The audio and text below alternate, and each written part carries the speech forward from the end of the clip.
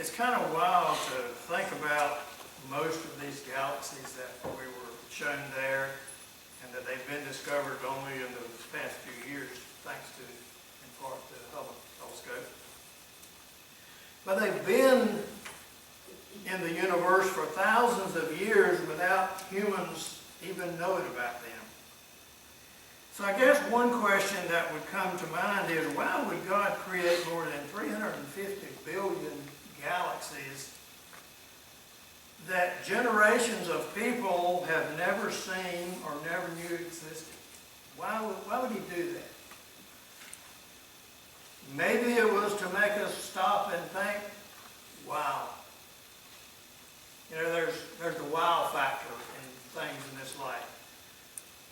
God is so much bigger than we are. And maybe he wanted us to stop and think that our response might be, well, who do I think I am? When you compare us to everything that's going on.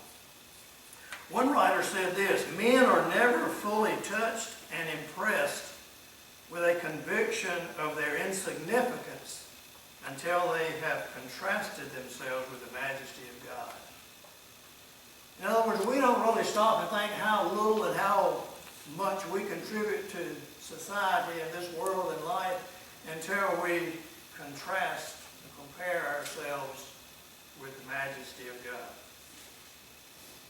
Now, let's stop and think for a moment about the detailed intricacies, if you will, on the other side of God's creation. We've seen an example of the great vastness of what he's created. Let's turn it around and go the other way. Maybe some of you already know these facts. Did you know that a caterpillar has 228 separate and distinct muscles in its head alone? Did you know that your heart generates enough pressure when it pumps blood throughout your body that it could squirt blood up to 30 feet? Have you ever thought about how diverse and creative that God is? One example, he didn't have to put over 3,000 different species of trees within 1 square mile of the Amazon jungle, but he did. He didn't have to create so many different forms of laughter, but he did. Think about people that you know that have a distinctive laugh. They go from wheezes to snorts to silent to loud to obnoxious. And some of you are thinking already because you're laughing. Another way that God is wonderful, I believe, in his creation. And we know these things, but when we stop and contemplate them, they, I think, impact us more. At least they do me. Think about the fact that as human beings, we're on this earth and we're not slung off because of gravity. We know that. But think about the fact that plants defy gravity and they draw water up from the ground to give themselves nourishment into their stems and their leaves. Now, Karen will like this one, or probably not, since she's not a spider fan. But did you know that spiders produce 3 different kinds of silk? And when they build their webs, they create 60 feet, or can create up to 60 feet of web in an hour, while simultaneously producing a special oil on their feet that prevents the web or the silk from sticking to their feet. We know that coral plants are so sensitive that they would die if the temperature varies by 1 or 2 degrees in the ocean. But what about the simple fact, and we learned this way back in grammar school, that plants take in carbon dioxide, which is harmful, and they produce oxygen, which we need to survive. Now, like I said, we already knew that, but have you ever marveled at the fact that plants swallow basically poison? They're swallowing poison, and in turn, they're giving life to us. Now, I have made the statement on more than one occasion, and I'm going to repeat it again this morning. And Donna probably knows most of what I'm getting ready to say. The Bible, God has produced some wonderful and marvelous things which we've already shown and talked about so far this morning. But to me, one of the greatest marvels He's ever produced and created is the body. Let me just give you a few facts about our body. And some of them just astounded me when I looked them up. And I looked them up on the internet, and the internet's got to be true because you can't put anything on the internet that's not true, right?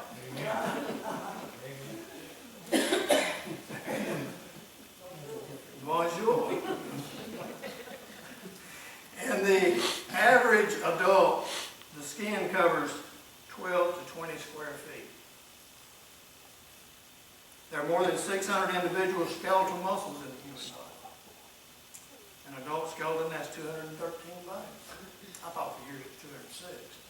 Who's going to quit?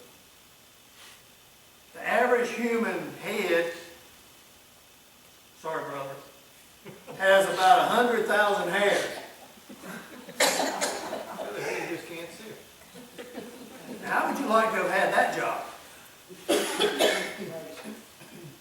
There are about 9,000 taste buds on the surface of the tongue, in the throat, and on the roof of the mouth. Humans produce about 10,000 gallons of saliva in a lifetime. Now, that's a slobbering mess, isn't it? An adult human body contains approximately 100 trillion cells. The body carries about 25 trillion red blood cells. And every hour, about 180 million newly formed red blood cells enter the bloodstream. And the next one just blew me away. The circulatory system of arteries, veins, and capillaries is about 60,000 miles long. Now stop and think about let's just take a 6-foot person. We could even take Sister Karen, who's probably the tallest in here. She's got 60,000 miles of blood vessels and veins and capillaries running all up and down and across them. That's some little teeny tiny jokers in there, isn't there? The heart beats more than 2.5 billion times in an average lifetime. 6 billion steps of a DNA are contained in one single cell. The DNA can be stretched 6 feet, but it is coiled up in the cell's nucleus, which only measures 1/2500 of an inch. 1/2500th of an inch. Get it? 2,500. That's a little teeny tiny thing. But it can be stretched over 6 feet. So there we see the vastness of God's creation, and we give you little facts about the other end of the spectrum.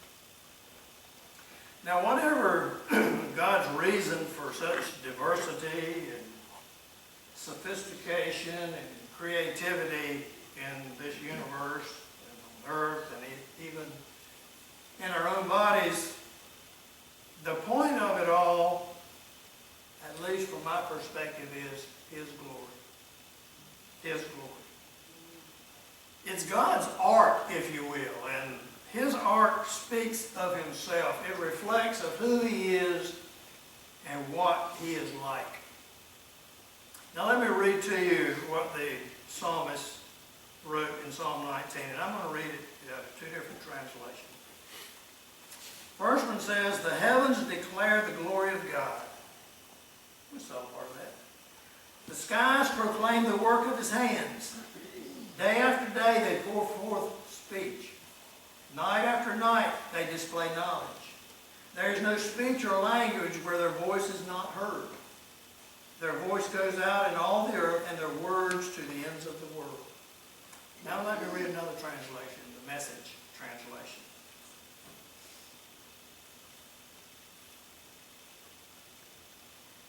God's glory is on tour in the skies.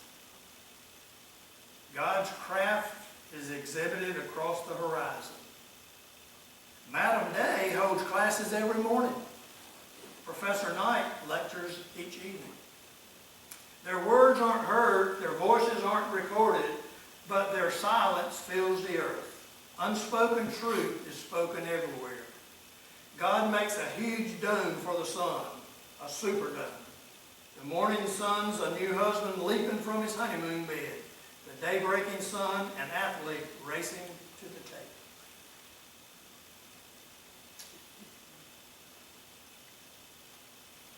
That is why we're called to worship Him. His art, His handiwork, His creation, they all shout that He is glorious, that He is God. There's nobody else like Him. The Word tells us He's the King of all the kings.